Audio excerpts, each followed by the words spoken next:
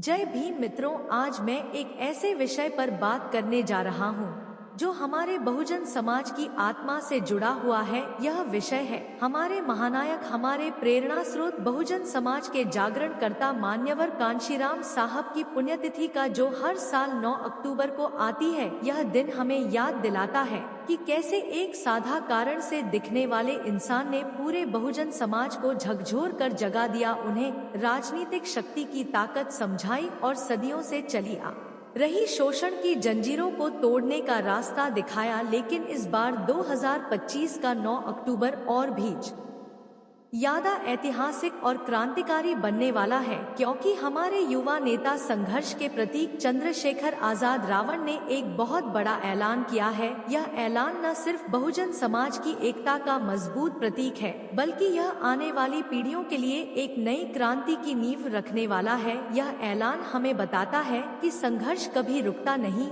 वह बस नए रूप में आगे बढ़ता है। और आज के समय में जब बहुजन समाज को फिर से संगठित करने की जरूरत है, तब ऐसे ऐलान हमें नई ऊर्जा देते हैं। साथियों, इस वीडियो को हर बार की तरह शुरू करने से पहले आपसे एक छोटी सी गुजारिश है कि इस वीडियो को ज्यादा से ज्यादा लोगों तक पहुंचाने में हमारी मदद करें। इसके लिए आप लोग वीडियो को लाइक करें, शेयर करें और हमारे YouTube चैनल को सब्सक्राइब करें और कमेंट बॉक्स में जय भीम लिखकर अपनी एकजुटता दिखाएं, क्योंकि जब हम एकजुट होते हैं तभी हमारी आवाज गूंजती है। चाहिए अब हम अपनी टॉपिक पर बात करते हैं। सबसे पहले चलिए हम बात करते हैं मान्यवर कांशीराम साहब के बारे में। कांशीराम साहब का जन्म 15 मार्च 1934 को पंजाब के रोपड़ जिले के एक छोटे से गांव खवासपर में हुआ था। उनका परिवार दलित समुदाय से ताल्लुक रखता था, खासकर सिख रविदास या समुदाय का हिस्सा था। बचपन से ही उन्होंने जातिगत भेदभाव और असमानता का सामना किया। गांव में दलितों को कुएं से पानी नहीं भरने दिया जाता था, स्कूल में अलग बैठाया जाता था और समाज में हमेशा नीचा दिखाया जाता था। लेकिन कांशीराम साहब कोई साधारण बच्चे नहीं थे, वे जिज्ञासु थे, पढ़ाई में तेज थे और उनके मन में हमेशा सवाल उठते थे कि क्यों दलितों को इस तरह दबाया जाता है, क्यों उन्हें शिक्षा और सम्मान से वंचित रखा जाता है। उन्होंने अपनी प्रारंभिक शिक्षा गांव में ही पूरी की, लेकिन उनकी महत्वाकांक्षा उन्हें आगे ले गए। उन्होंने BSc की डिग्री हासिल की और फिर पुणे में भारत सरकार के विस्फोटक विभाग में नौकरी की। यहाँ पर एक वैज्ञानिक के रूप में काम करते थे, जहाँ उनका काम विस्फोटकों से जुड़ा था। लेकिन उनकी जिंदगी का असली विस्फोट तब हुआ जब उन्होंने डॉ. बाबा साहेब आम्बेडकर के विचारों को पढ़ा। बाबा साहेब के लेखकों जैसे एनी रिलेशन ऑफ कास्ट और उनके संविधान निर्माण के योगदान ने कांशीराम साहब को हिला दिया। उन्होंने देखा कि कैसे दलित, आदिवासी, पिछड़े वर्ग और अल्पसंख्यक समाज सदियों से दबाया जा रहा है, कैसे मनुवादी व्यवस्था ने उन्हें गुलाम बना रखा है। कांशीराम साहब ने सोचा कि अगर समाज ही गुलाम है तो व्यक्तिगत सफलता का क्या मतलब, नौकरी करके क्या हासिल होगा अगर बहुजन समाज की पीड़ा है खत्म नहीं होंगी। और बस उन्होंने एक साहसिक फैसला लिया, अपनी सरकारी नौकरी छोड़ दी। यह फैसला आसान नहीं था, उस समय सरकारी नौकरी का मतलब स्थिरता और सम्मान था, लेकिन कांशीराम साहब ने समाज की सेवा को चुना। नौकरी छोड़ने के बाद उनका संघर्ष का सफर शुरू हुआ, जो वहाँ कई प्रेरणादायक है। 1971 में उन्होंने backward minority communities employ federation यानी बामसेफ की स्थापना की। यह संगठन मुख्य रूप से सरकारी कर्मचारियों के लिए था, लेकिन इसका असली मकसद बहुजन समाज को संगठित करना था। कांशीराम साहब जानते थे कि बहुजन समाज की आबादी देश की 85% है, लेकिन सत्ता हमेशा 15% मनुवादी ताकतों के हाथ में रहती है। क्योंकि बहुजन बिखरे हुए हैं, जागरूक नहीं है।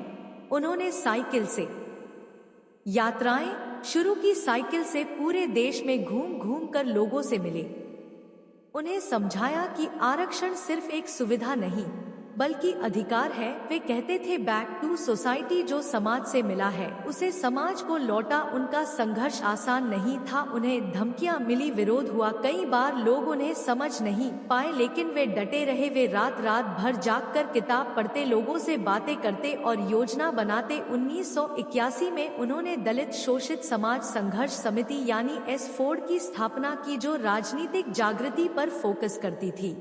यहाँ उन्होंने स्लोगन दिए जैसे वोट हमारा, राज तुम्हारा नहीं चलेगा। यह स्लोगन बहुजन समाज को अपनी राजनीतिक ताकत समझाने का माध्यम बना। और फिर 1984 में आया वह ऐतिहासिक दिन जब उन्होंने बहुजन समाज पार्टी यानी BSP की स्थापना की। BSP का नारा था बहुजन समाज पार्टी हिताय बहुजन सुखाय, बहुजनों के हित के लिए, बहुजनों के सुख के लिए। कांशीराम साहब ने कहा कि राजनीति की मास्टर की हमारे हाथ में होनी चाहिए। उन्होंने मायावती जी को अपना उत्तराधिकारी बनाया, उन्हें प्रशिक्षित किया और देखिए उनके प्रयासों का परिणाम था कि BSP उत्तर प्रदेश में कई बार सत्ता में आई। दलित महिला को मुख्यमंत्री बनने का मौका मिला और बहुजन समाज को अपनी आवाज मिली। काशीराम साहब का संघर्ष सिर्फ राजनीतिक नहीं था, यह सामाजिक, सांस्कृतिक और आर्थिक था। वे ब्राह्मणवाद की जड़ों को समझते थे जो सदियों से समाज में घुसी हुई है। उन्होंने कहा कि इन जड़ों को उखाड़ने के लिए निरंतर प्रयास चाहिए। उन्होंने रैलियां आयोजित की जहां लाखों लोग इकट्ठे होते थे। एक रैली में उन्होंने कहा था, मैंने अपना जीवन बहुजन समाज को समर्पित कर दिया है। मैं नहीं चाहता कि मेरे बाद कोई रोए, मैं चाहता हूँ कि मेरे विचार जी। उनका संघर्ष उनके स्वास्थ्य की कीमत पर चला। वे बीमार पड़े लेकिन काम नहीं रोका। 9 अक्टूबर 2006 को वे हमें छोड़कर चले गए, लेकिन उनका परिनिर्वाण दिवस हर साल हमें याद दिलाता है कि संघर्ष जारी है। उनके विचार आज भी जीवित है। आरक्षण की रक्षा, सामाजिक न्याय, बहुजन की एकता और जिसकी जितनी संख्या भारी उसकी उतनी हिस्सेदारी। कांशीराम साहब ने सिखाया कि बोर्ड एक हथियार है, इसे बेचना नहीं, इस्तेमाल करना है। उनके जीवन से हमें सीख मिलती है कि एक व्यक्ति कैसे पूरे समाज को बदल सकता है। वे एक वैज्ञानिक थे लेकिन उन्होंने विज्ञान को समाज की सेवा में लगाया। उनके संघर्ष में कभी हिंसा का सहारा नहीं लिया। वे शांतिपूर्ण तरीके से लड़े लेकिन दृढ़ता से। आज जब हम देखते हैं कि आरक्षण पर हमले हो रहे हैं, जातिगत जनगणना की मांग जोर पकड़ रही है, तो कांशीराम साहब के शब्द गूंजते हैं। उन्होंने बामसेफ से शुरू करके DS4 और BSP तक का सफर तय किया, जिसमें उन्होंने हजारों किलोमीटर साइकिल से यात्रा की, लोगों को शिक्षित किया और संगठन बनाए। उनका जीवन एक किताब है जो बताती है कि कैसे गरीबी से निकलकर शिक्षा से सशक्त होकर समाज को बदल सकते हैं। वे कहते थे कि बहुजन समाज को अपनी संस्कृति, अपनी इतिहास को अपनाना चाहिए, मनुवादी इतिहास को चुनौती देनी चाहिए। उनके प्रयासों से दलितों को राजनीतिक प्रतिनिधित्व मिला, पिछड़ों को आवाज मिली और अल्पसंख्यकों को सुरक्षा का एहसास हुआ। लेकिन उनका संघर्ष अधूरा है क्योंकि आज भी बहुजन बिखरे हैं और यही वजह है कि उनके परिनिर्वाण दिवस पर हमें फिर से एकजुट होने की जरूरत है। अब चलिए हम बात करते हैं चंद्रशेखर आजाद, रावण के बारे में। चंद्रशेखर आजाद, जिन्हें प्यार से रावण कहा जाता है, का जन्म 3 दिसंबर 1986 को उत्तर प्रदेश के सहारनपुर जिले के छुटमलपुर गांव में हुआ। उनका परिवार भी दलित समुदाय से है और उन्होंने बचपन से ही जातिगत भेदभाव का सामना किया। गांव में दलितों को मंदिर में घुसने नहीं दिया जाता था, ऊंची जातियों के लोग उन्हें अपमानित करते थे और शिक्षा भी आसान नहीं थी। लेकिन चंद्रशेखर कोई कमजोर इंसान नहीं थे, वे पढ़ाई में तेज थे। गढ़वाल यूनिवर्सिटी से BA और LLB की डिग्री ली। वे वकील बने लेकिन उनका दिल समाज सेवा में था। वे जानते थे कि कानून किताबों में है लेकिन समाज में न्याय नहीं है। 2015 में उन्होंने भीम आर्मी की स्थापना की, एक ऐसा संगठन जो दलित युवाओं को शिक्षा, अधिकारों और आत्मरक्षा के लिए तैयार करता है। भीम आर्मी का नाम डॉक्टर अंबेडकर के नाम पर रखा गया और इसका मकसद दलितों पर हो रहे अत्याचारों का मुकाबला करना था। चंद्रशेखर का संघर्ष 2017 में सहारनपुर हिंसा से सुर्खियों में आया, जहां ऊंची जातियों ने दलितों पर हमला किया, उनके घर जला दिए और महिलाओं का अपमान किया। चंद्रशेखर ने आवाज उठाई, धरना दिया और लोगों को एकजुट किया। सरकार ने उन्हें गिरफ्तार किया। राष्ट्रीय सुरक्षा कानून NSA के तहत जेल में डाला गया, लेकिन वे नहीं झुके। जेल में रहते हुए भी उन्होंने पढ़ाई की किताबें लिखी और बहुजन समाज को संदेश भेजा। जेल से बाहर आने के बाद उन्होंने और जोर से काम किया। चंद्रशेखर आजाद रावण आज एक सांसद है। नगीना लोकसभा सीट से 2024 के चुनाव में उन्होंने भाजपा को हराया। 1.5 लाख वोटों से जीत हासिल की। वे आजाद समाज पार्टी कांशीराम के राष्ट्रीय अध्यक्ष हैं, जिसकी स्थापना 2020 में हुई। पार्टी का नाम कांशीराम साहब के नाम पर रखा गया, जो दर्शाता है कि चंद्रशेखर कांशीराम साहब के विचारों को आगे ले जा रहे हैं। उनका संघर्ष युवाओं को प्रेरित करता है। वे कहते हैं कि दलित समाज को सिर्फ वोट बैंक नहीं बनना है, उसे सत्ता चाहिए। चंद्रशेखर ने हरियाणा चुनाव में गठबंधन किया, दिल्ली में CA के खिलाफ मार्च निकाला और अयोध्या में दलित लड़की के साथ हुई घटना पर धरना दिया। वे आधुनिक कांशीराम है, युवा, ऊर्जावान और सोशल मीडिया पर सक्रिय। उनका रावण नाम इसलिए क्योंकि वे कहते हैं कि रावण एक विद्वान था, वैज्ञानिक था, लेकिन मनुवादी इतिहास ने उसे खलनायक बना दिया। चंद्रशेखर का जीवन संघर्ष से भरा है, जेल, धमकियां, हमले, लेकिन वे डरते हैं।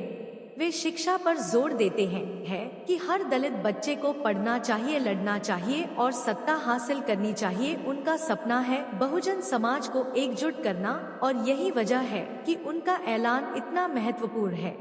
चंद्रशेखर ने भीम आर्मी से शुरू करके राजनीतिक पार्टी बनाई, चुनाव लड़े, हारे, लेकिन हार नहीं मानी।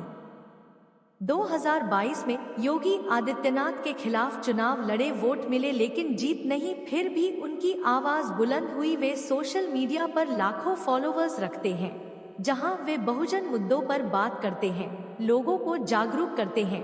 उनका जीवन बताता है कि कैसे युवा पीढ़ी कांशीराम साहब के सपनों को साकार कर सकती है। अब आते हैं उस ऐतिहासिक ऐलान पर जो चंद्रशेखर आजाद रावण ने 9 अक्टूबर को मान्यवर कांशीराम साहब की पुण्यतिथि के लिए किया है। यह ऐलान है कि आजाद समाज पार्टी कांशीराम के तहत लखनऊ में एक बहुत बड़ा कार्यक्रम आयोजित होगा, जहां बहुजन समाज की एकता का प्रदर्शन होगा। यह सिर्फ एक श्रद्धांजलि सभा नहीं है, यह एक क्रांति की शुरुआत है। चंद्रशेखर ने कहा है कि इस दिन हर जिले में कार्यक्रम होंगे, लेकिन लखनऊ में मुख्य आयोजन होगा, जहां लाखों लोग इकट्ठे होंगे। यह आयोजन मान्यवर कांशीराम मेमोरियल में होगा, जहां उनके विचारों को याद किया जाएगा और नए संकल्प लिए जाएंगे, जैसे आरक्षण की रक्षा, जातिगत जनगणना, बहुजन की सत्ता और सामाजिक न्याय की लड़ाई। चंद्रशेखर ने बताया कि कांशीराम साहब का संघर्ष हमें सिखाता है कि कैसे सत्ता हासिल की जाती है